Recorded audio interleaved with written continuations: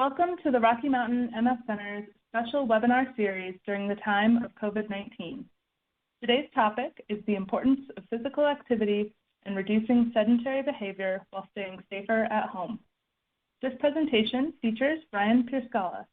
Ryan is an exercise specialist at the Rocky Mountain MS Center's King Adult Day Enrichment Program. He is a graduate of Colorado State University and holds a Master of Science in Exercise and Wellness from Arizona State University. If you missed something on a slide, we will be archiving this webinar on our website, www.mscenter.org, and also on our special COVID-19 education page. We'll reserve some time at the end to answer questions from the audience. You can submit questions at any time by typing them into the chat window on your screen. We will answer as many questions as time allows. Today's presentation is for informational purposes only. It is not intended to be a substitute for professional medical advice, diagnosis, or treatment. Please note, we will only be answering questions relating to physical activity in this webinar.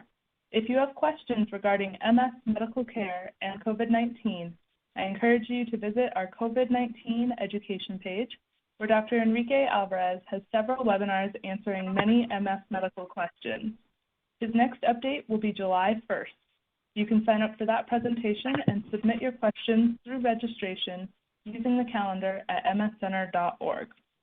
With that, we'll turn it over to Ryan. Thanks, Kelsey.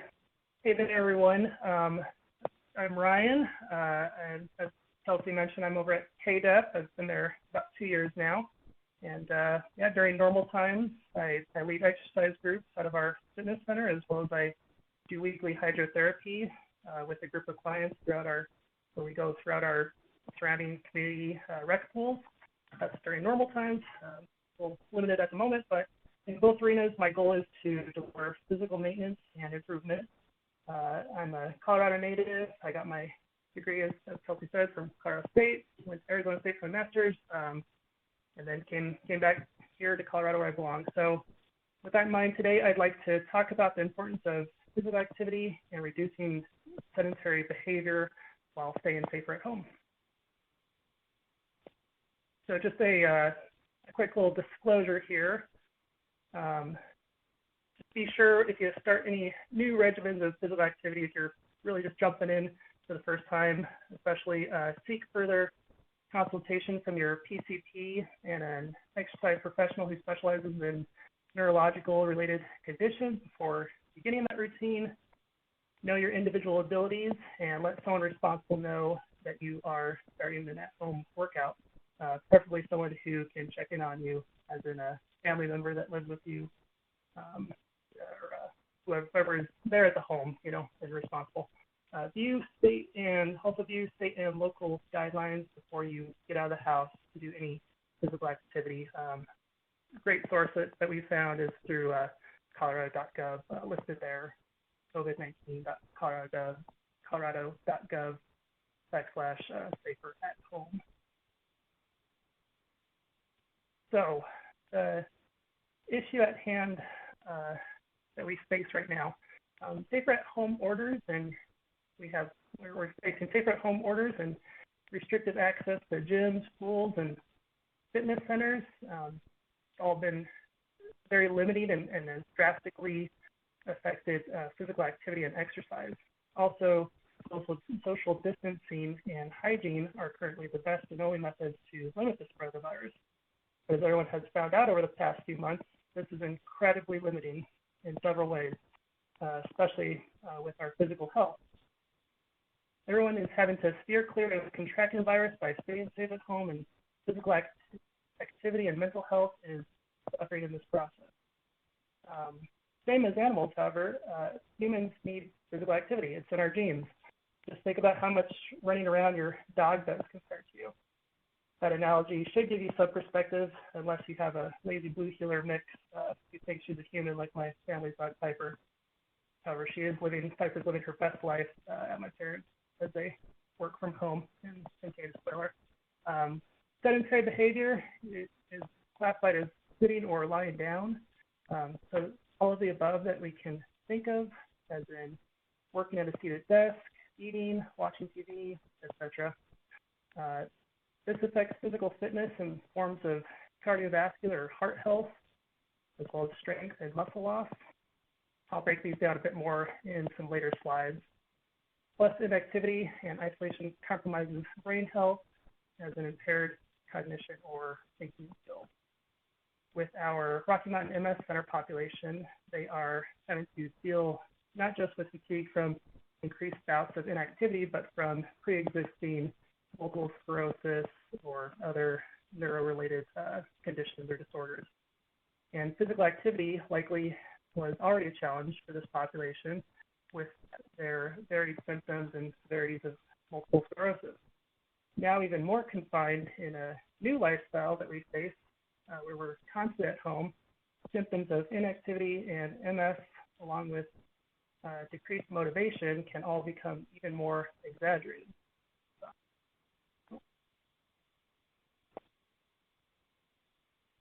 With all these hurdles, what do? I'll try to break a few of them down and give some meaning to a few of these so you can hopefully get some insight and a different perspective.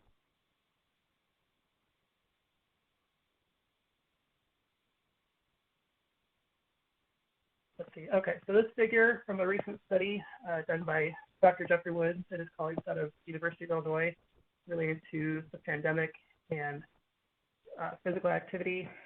That's what the figure is. Here, COVID-19 is the effect caused by the severe acute respiratory syndrome coronavirus 2, or SARS-CoV-2, that rolls right off the tongue. And this can directly attack the central nervous system. Quarantine to prevent the spreading of SARS-CoV-2 can lead to depression while being cut off from other people and from a substantially healthier or unhealthy routine. This further infects the central nervous system and the immune system. Other factors lead to depression are listed there in the negative orange arrow, and they are also responsible for signs of depression seen during quarantine. However, regular physical activity performed at a moderate intensity while quarantined can curb or alleviate these symptoms, shown by the positive happy green arrow. Also, it helps to block off any state of depression, essentially. One more little figure from that study on COVID-19 and physical activities during it to drive it home. This figure relates to older adults who had been exposed to COVID-19, and they're at a different level of risk than younger individuals or maybe people just with MS. But still worth noting the cycle from isolating for such long periods of time. This figure also has an important term to keep in mind here for my presentation is sarcopenia, which means the decline in muscle with regards to mass and quality, and that leads to strength loss, affects your balance, a bunch of different.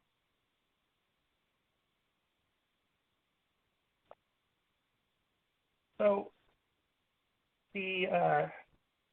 earlier in April, my programming director, Emily Nelson, talked about the benefits of recreation and leisure activity. As it pertains to now safer at home orders and to this series of brain health webinars, Emily talked about talked a bit on brain health benefits as seen here, from cognitively stimulating and physically stimulating recreation therapy. The importance of this as it relates to the webinar is cognitive function is inversely related to physical activity. They share a connection where the release of endorphins, dopamine, serotonin, and norepinephrine released from the brain during recreational activities and boost mood and mental health. Then the stimulated cognitive pathways can return the favor to promote more physical activity. It's like a John Krasinski-esque circle of some good news and positive reinforcement between physical health and mental health, where they can feed off of one another.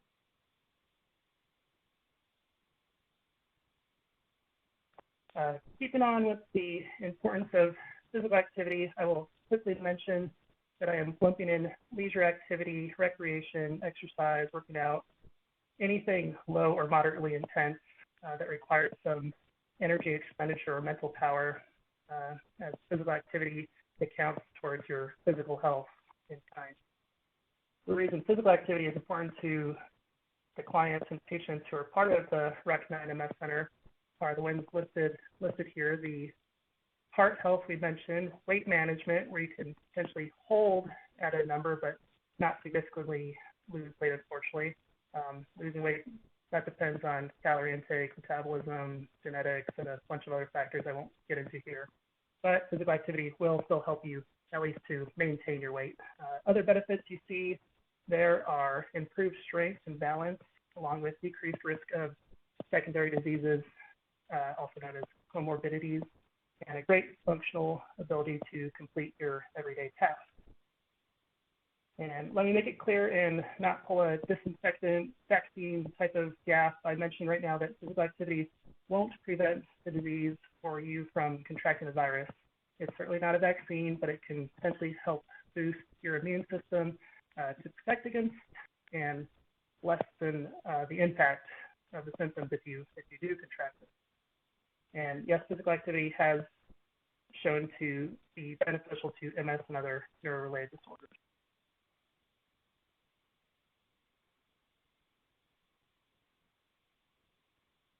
And here's where physical activity benefits people with MS the most. And you can think of inactivity as having a negative or opposing effect to these. It helps improve or maintain functional ability, leading to better aerobic fitness or cardio. It helps musculoskeletal strength gains, or at least maintenance of muscle and bone strength.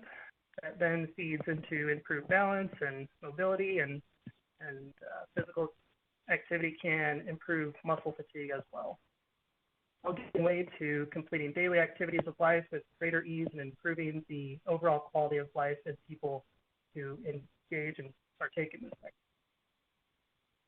Also part of this list is physical activity as it relates to organ function as the brain-derived neurotrophic factors, B, D, and F. Essentially, this aids brain function and neurological responses. And I have listed enhanced neuroprotective environment from physical activity, which this refers to protecting against nerve injury and nerve degeneration.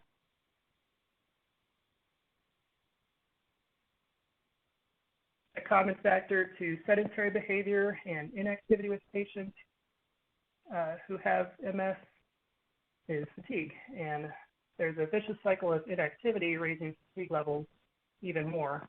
Equally harmful is the nature of sedentary lifestyles to which many people are forced into or inadvertently find themselves in. And suddenly you can find yourself buried in a cycle of inactivity and fatigue, struggling to get out. The other statistic in the second line there is that more than 30% of U.S. adults just don't engage in any physical activity, period. That's the one that hurts my heart.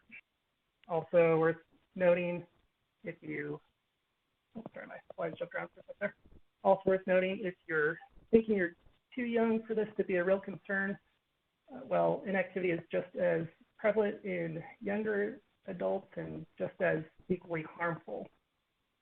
Studies have shown significant muscle atrophy, which is loss or wasting of muscles, and that being reported after only 14 days of reduced activity in both young and older adults. The World Health Organization, WHO, has still recommended the same amount of physical activity during stay or safer at home orders as they always have. It's listed there, about 30 minutes of activity 5 times per day, 5 days per week, to get you up to that 150 minutes per week. But if you're at home, then when is it best to work out? What should or can you do from home? You might be asking where as well, especially if your room feels about the size of a Harry Potter's storage closet. You might also be asking, how should you be working out? And, well, the why of it, well, hopefully you have been listening and you have a decent idea why it's important to be active.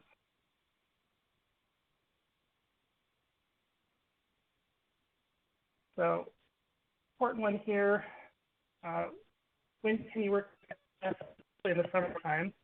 As anyone with MS or those who work with quiet jazz MS knows, it's like all of your, when you're in the heat and all of a sudden it hits you, it's like all your worst symptoms come out at once, and it can be completely uncontrollable.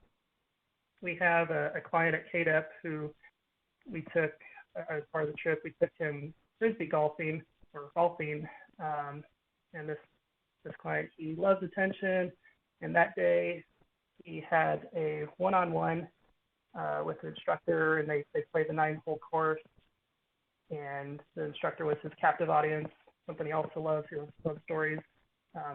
This individual, he's fairly active and follows sports, and typically he loves being outside. That's typically, but this hot day in the sun led to a physical meltdown afterwards. Case in point, other thing he loves is food. So after falling in the sun for a solid hour and finishing to take a break, he couldn't even hold his sandwich, let alone bring it to his mouth to eat it. And he'd fallen, and he would have fallen out of his chair if not for a seatbelt and us basically supporting him and holding him, trying to hold up his torso in place. He eventually recovered on his own, but it took most of the day. That happened early on in my first year and scared the living daylights out of me. So the lesson is to predict the worst, especially during summertime right now. Stay ahead of the heat and inevitable symptoms. Also practice common sense with physical activity and workouts. Be indoors in the nice AC. I have multiple fans, and at our KADEP Fitness Center, I recommend at least one. Keep your blinds closed. Work out in the morning or evening time, and check the weather. I hate small talk on weather, and everyone seems to think they're an expert when talking about weather. That's also why I hate it. But when it comes to my working out, you betcha I'm taking a quick peek at a weather app to make sure I'm going out at an appropriate time. Also, wear appropriate clothing. Invest in all the cooling supplies, ice packs, vests, cooling bandanas. Have the right tool for the job, essentially, and drink the appropriate fluids. Avoid caffeine and sugar. I don't know anyone who can exercise effectively after drinking alcohol. I certainly can't. I've tried. And in general, with fatigue, do a check-in on how much work you are putting in. You know your own endurance. Is the activity cause a 10 out of 10 where you were so short of breath that you couldn't talk? Did you experience some pain or numbness? Which if this is happening to you and that's the case, I want you to stop that activity and find something better, because you should only ever feel tired and a bit sore. These cases are all 10 out of 10s, and this is perhaps too intense of an activity, and you should dial it back to a more moderate level. And obviously, hopefully you're not doing this, but in the heat, get out of the heat. I don't know why you're working out in a even probably over 75-degree heat in the first place. Also ask, were you tired but could bounce back to a normal level where you completed your everyday tasks afterwards within an hour of stopping the physical activity? Because this is where you should be at. You should be able to continue on with your day without basically a little bit of physical activity just ruining everything for you.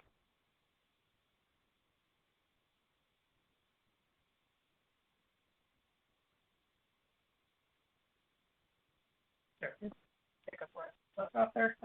So here's some quick guidelines for your at-home workouts.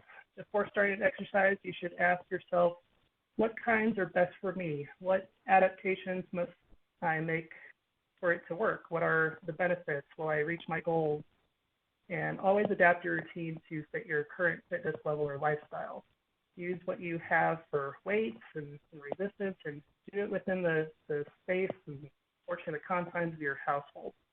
In terms of weights, I had to buy myself some new bands to work out from home at the beginning of the government shutdown and everything, and they're pretty reasonably priced. Honestly, it was a good buy. Other weights though that you can use and don't be ashamed of this because everyone's in the same boat right now, are non-spillable jars, cans, detergent, books, liquor, soda bottles, whatever is non-breakable or won't cause a messy bad time. Obviously, if you have hand weights, med balls, actual benches, or machines, then you're ahead of the curve. Use those.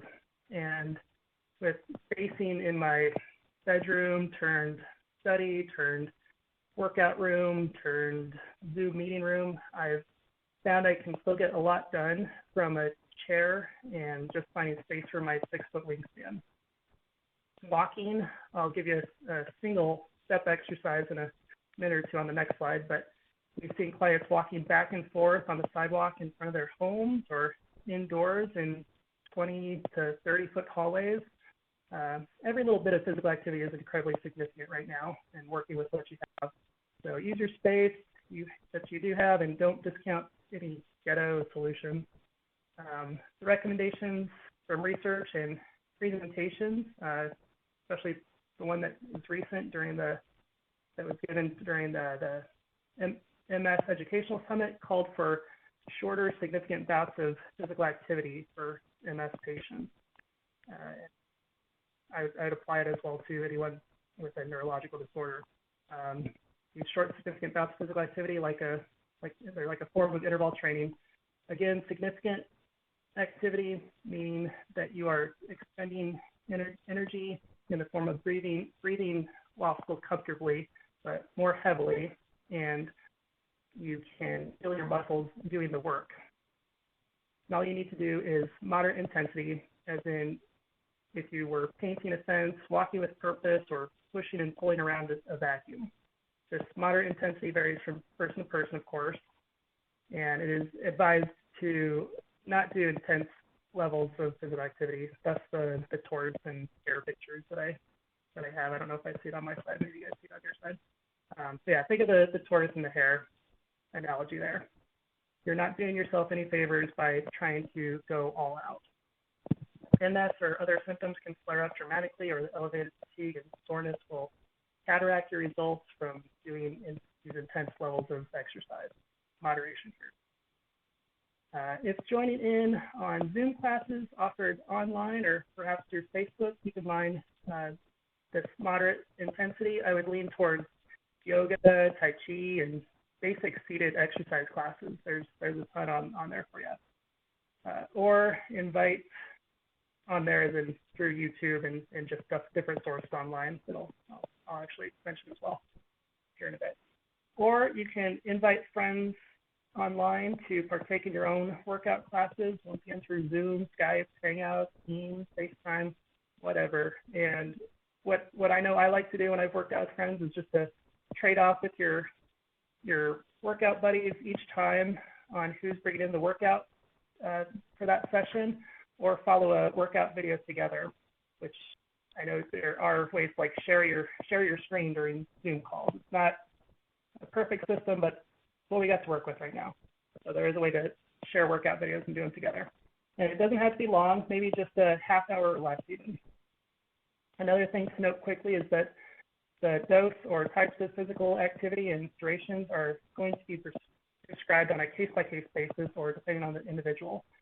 So it's hard to get into that here talking at you all, not knowing most or all of you.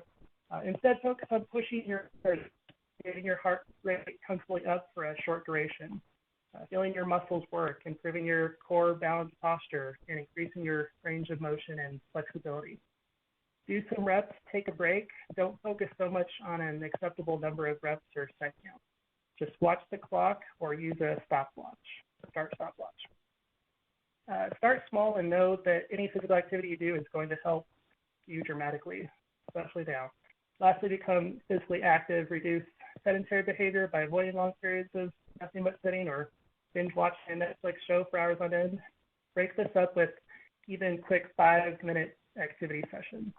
Utilize online classes, exercise classes, and use smartphone applications and wearable activity trackers to keep track of movement and find some more motivation here.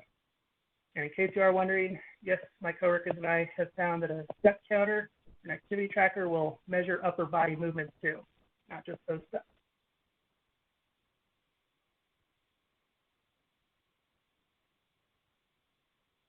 Here is an actual list of exercises and examples to do, and to use those guidelines we just set out. In all actuality, you can do a YouTube or Google search and find just about any videos, pictures, demos, or whatever type of exercise you want to try now. Just be smart with it. Such as I typed in, show me seated upper body exercises, and I suddenly had a wide array of options in front of me. Some other online sources I have typed out there. Take a look and get creative with your own workouts. As long as you're kind of following the guidelines we're setting up here, you should be safe. And that is at the forefront when you are working out. Just be safe with it, especially at home. One other pro tip I'll point out is if you also focus to work on your form and keeping your abs or tummy tight, as well as your posture upright and without back support, maybe leaning a little bit away from your back support to engage your core, you're working on multiple muscles and doing more work, therefore getting more out of the workout in less time.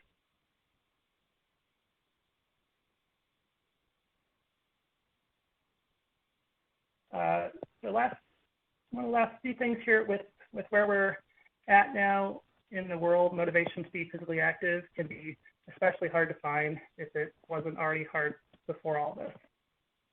Make your health part of your daily routine and incorporate it fully into your lifestyle. Define your goals by figuring out the ideal outcome, how you can get there, roadblocks that might come up, pros and cons, and get it all down on paper to look back on and reference. Adjust slowly and progressively, especially when incorporating new fitness goals. Reduce the length of your workout to make it less intimidating and to abide by guidelines that we laid out again on exercising and physical activity. Studies show that saying positive things, practicing gratitude and self-care helps improve your body image and self-esteem. I, in fact, read a book recently called How to Un-F Your Brain, although she didn't edit herself in her title. It's by Dr. Faith G. Harper, and it prescribes in one part routinely saying positive things to yourself. And I'm a positive guy around other people, but I realized I wasn't being that way to myself most times when I was alone. I cut myself down and think of all the things I should have done differently. So instead, have encouraging mental dialogue. Having that has been huge for me, and I certainly recommend it. In addition to being positive, keep it fun, whatever you're doing. Don't do an exercise you hate. There are so many other options out there and things for you to try out. We mentioned in a previous slide working out with groups virtually. I feel like I said that quite a few times actually. This can help though. Right? That's probably why I said it so many times. Find a group or someone who holds you accountable yet won't negatively pressure you. So this might not be your spouse. In the same way a lot of people can't work with their spouse at a job, you might not be able to work out with your spouse or significant other either. Find someone on the same level as you. I'm a proponent of meditating. It definitely helps to slow everything down. It's the whole Ferris Bueller line, life moves pretty fast. If you don't stop to look around sometime, you can miss it. Figure out what helps you slow down and focus, whether it's meditation or something else.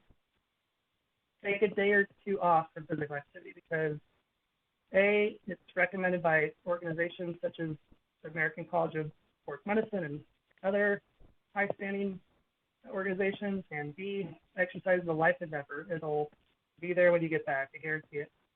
Set a time, follow through, but realize if you are just starting out on a healthy routine, you may need to retake that first step multiple times. But you keep taking it again and again until it's a habit and you're continuing to maintain that routine. I love music, highly encouraged. We blast Taylor Swift and who's Hannah Montana? Like Miley Cyrus all the time in the fitness center. If the clients don't love it, I love it. But either way, put on some music. That will help motivate you, I feel like. As well as watching and listening to virtual nature walks. This is actually a good way to kind of find different level of focus and meditation as you're working out. Is there's plenty of research talking about getting nature and listening to nature as you physically move is definitely helps. But last thing, buy yourself gear, feel good, look good.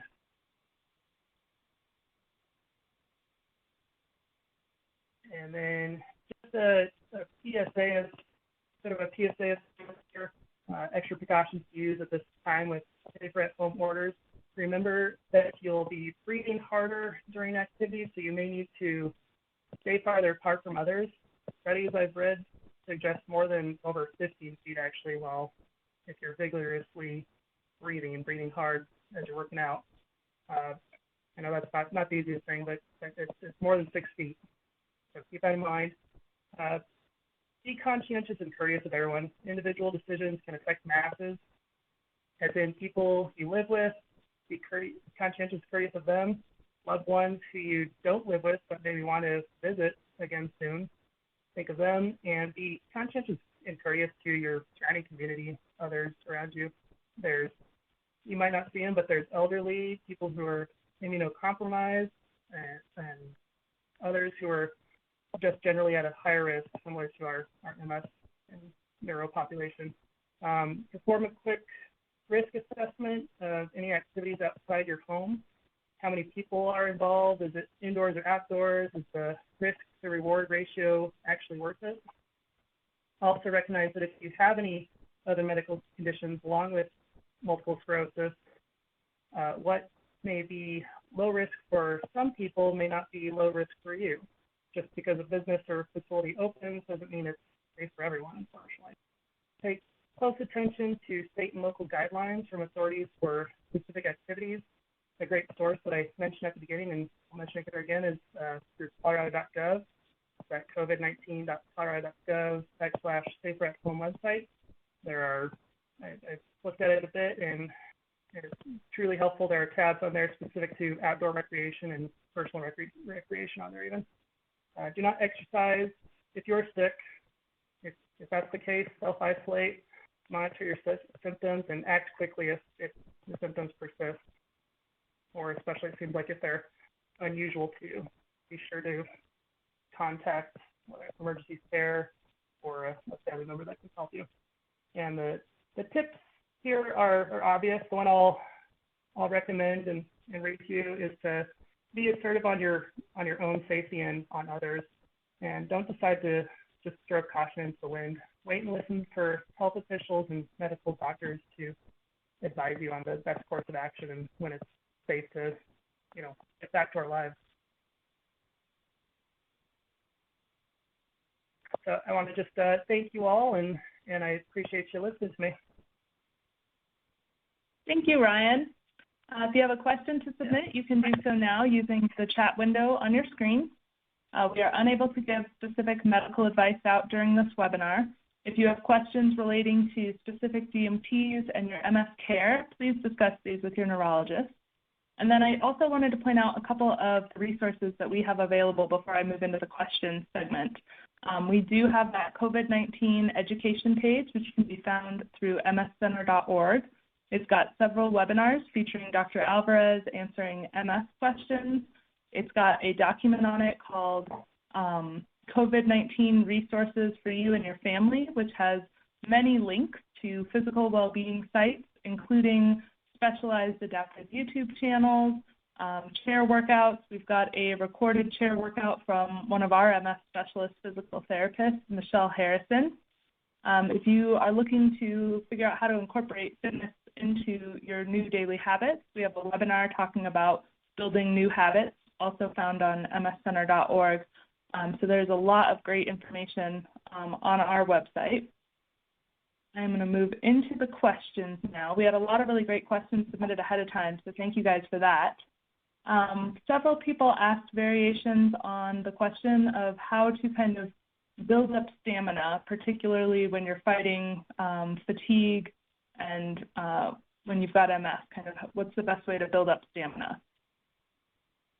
Yeah, I felt like we hit on it a bit there, and just kind of based off what was presented during the MS educational summit, recommending just building up your endurance and your fatigue levels through like short bouts, starting out, even if it's just 30 seconds on, 30 seconds off, you're starting there, you're maybe building up to a minute on of like pushing, doing your workout, and then 30 seconds off, and just adding a little bit more each day, or maybe just not until like each week, working your way up to, I was able to work out for even just 10 minutes today, to then you can maybe go up from there, and so you maybe can hit that 30 minutes per day, but start slow, and then of course other ways to kind of help against endurance and fatigue are doing the cardio exercises. Again, I would stress starting out slow. You don't need to be doing a full on like 30 an hour. Like take it in baby steps, honestly, especially if it's not something you've done before. So we're talking, you mentioned the guidelines of 150 minutes per week for, I believe that was moderate intensity activity? Yes. And then folks were also asking kind of what's the recommendation for combination if you're going to add in strength training versus aerobic activity? So yeah, the other recommendation there was to, doing strength training 2 to 3 times per week. You do want to break them up. One day you might do your endurance training, the next day doing your strength training. That's definitely the best practice. You certainly don't need to double up on both of them. But yeah, that's my recommendation is so once again, I'm always going to say like start out slow. Don't just jump into something that you have never done before. And if it does say 150 minutes. That's for, I guess, an average healthy U.S. adult. I want to say that I've seen other figures specific to MS patients where it maybe cuts that figure in half. So keep in mind, it's really just a number. What you want to focus on more is just your own individual abilities. I'm going to group a couple of questions all together here because I think they're related. We have questions relating to specific ab exercises, strategies for kind of what kind of exercises will help either prevent a fall or just help you have better control, as well as balance and gait. I feel like those are all similar questions. Yeah, so what we're getting at there to help you with your ab workouts, your balance and gait. I feel like you might have listed one more in there, fall prevention. You're working on your core. So any at-home core routine exercises you could find should be beneficial in kind of helping you with all of the above there. There's plenty of seated core routines. As Kelsey mentioned, a lot of resources through our Recommend MS Center page, as well as a few from me and some of the other staff on our KADEP page and YouTube. But yeah, you're looking to effectively strengthen your core with that. And I know I kind of hinted on it, just any exercise you do, trying to tighten your tummy, stay nice and tall, keep your head up as you're doing these exercises, and as you're doing them as well, try and be upright and away from your back support are all going to aid with your core workout. And yeah, just taking it gradually as you go. If you can work your way up to then standing, then there's plenty more standing core exercise workouts you can do from there. But just taking it one step at a time. I feel like I'm repeating myself, but that's kind of how it goes with physical therapy and activity. Is standing, like using a standing desk for your computer rather than being seated, is that considered exercise or? So that would be more just I'm blanking on the term. You can get physical activity just from daily, like just standing or basically breathing. So I wouldn't necessarily call it physical activity. It's just kind of like a common activity that it is beneficial, especially if you're able to work on your balance. And again, like, staying tall, at least keeping a correct posture while you're doing it. It does have some significance to your physical health, most definitely. The term I'm trying to think of what to call it, I'm blanking on though, unfortunately. But it is beneficial indeed. It's helpful. It just doesn't contribute to that 150 minutes or whatever you're shooting for. Yeah, it's DOM. That's what I'm kind of thinking of. Delayed. Oh no, that's something different. I take it back. So sorry, guys. Do you have any favorite chair aerobic exercises or maybe YouTube channels that you want to specifically recommend for chair and seated aerobic workouts? Yeah, there's a couple that I guess I just kind of referenced there. Let me see if I can glance at the slide real quick. I know I like the Bob and Brad. They're PT doctors on YouTube.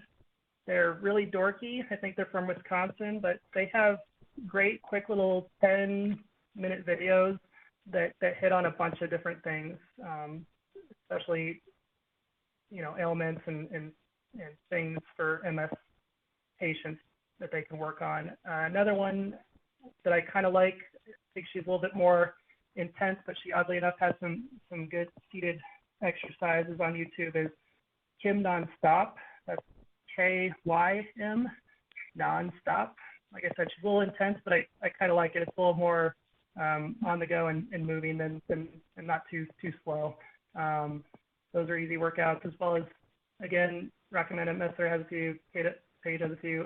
The other guy, he's a little bit dorky, and he's a little bit dorky for me, but he knows his stuff. Is the MS Gym, and that's it's really basic the way he wrote it out. Just the MS Gym. That's also on YouTube, and he specifically has MS, so he's able to truly relate to clients and anyone that's able to watch his videos.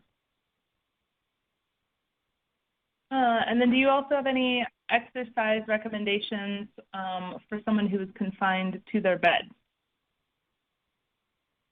Yeah.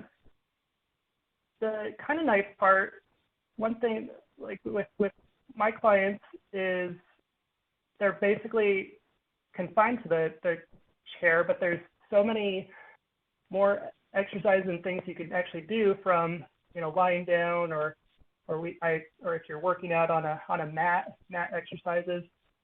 And what's coming to mind is definitely keep on with a good stretch routine. You can still do a bunch of stretching from the confinement of your bed. You're laying down. You can do some of the stuff you might do from a regular bench, and you can still have whether it's true hand weights, or if you're using at home like soup cans and stuff, you can still have some weights. You're doing your bench press, your flies, doing a few different things, but definitely getting in your stretch routine on the daily, and finding some different exercises, whether it's, again, from like lying down on a bench, or you're in a good spot to be able to do a core workout routine just from like maybe a fitness mat is what you might need to call it or consider it if you're looking up specific exercises to do. But continuing to still stay active, and you can actually still be doing it from a bed, even if you're picking up your legs and your arms like a baby and kind of doing like a stationary bike, only laying down. Plenty of stuff you can be doing, and just be sure to still be active in that regard. And based on one of the comments in your webinar, I have a feeling these two questions are linked. One person asked, what are tricks nutritionally to boost your energy to exercise? And somebody else asked, best ways to reduce belly fat if you can't do intense cardio? So boosting your energy to exercise, and then ways to reduce belly fat. So one thing that comes to mind for boosting energy is working out immediately when you get up and you've had your rest, and now you can jump into an exercise routine and then go, preferably then still be able to go on your day. But working out after sleep is actually something that athletes do. They'll take a nap before they get going, just to help give them some more energy. To get there though, you might have to again start with instead of going right to 30-minute sessions, doing 5 or 10-minute sessions, and starting out there and working your way up. That is kind of what it would one way that it would take to help you boost your energy for exercising, starting small again. And then in terms of helping with belly fat, there's you could do all the crunches and everything. That's not going to quite help you get rid of your fat entirely, though. It's important in terms of a caloric standpoint, just to be able to burn the calories that you consume. But there's one way to help you get rid of some of your fat and those calories you need to consume a little bit less. If I'm talking ever about dieting or nutrition, better yet, I'm always emphasizing moderation, and as well as having a balanced diet. Don't just be consuming carbs or proteins all the time. But, get your vegetables in there, of course. Get your irons. Still get your proteins and your potassium and everything else that you should have. But also do it in moderation. So a balanced diet in moderation. That's the best I can tell you in terms of starting on a path to getting rid of your belly fat, and from there, then it's about also putting in a little bit extra activity and building yourself to that level that it would take for your fat to start burning off a little bit more. Taking both those into account, first the dieting and then the exercise. Awesome. I think that is all that we have time for today. So thank you, Ryan, so much for your time today and sharing your expertise. Yeah. For everyone that submitted questions, we got one more question in, if you have a quick moment. Sure. Do you have any good stretching programs or props? Or what was it, props? Yeah. Sorry, can you read it one more time to me, Kelsey? Just any particular stretching programs or props that you would recommend. Trying to think of props, what they're getting at there. So stretching, I would just take it from head to toe. I have a good stretching video that I do that very thing. If that's part of your workout, if that's the extent of what you're able to do that day, that's where I would recommend, doing it for a little, longer periods instead of the standard 10 seconds on each stretch, doing it for 30 seconds instead. So kind of prolonging that work and moving your muscles around to give you a decent little routine there. I don't have any specific routines off the top of my head. I know, though, that you can find seated stretches, standing stretches, all online as well.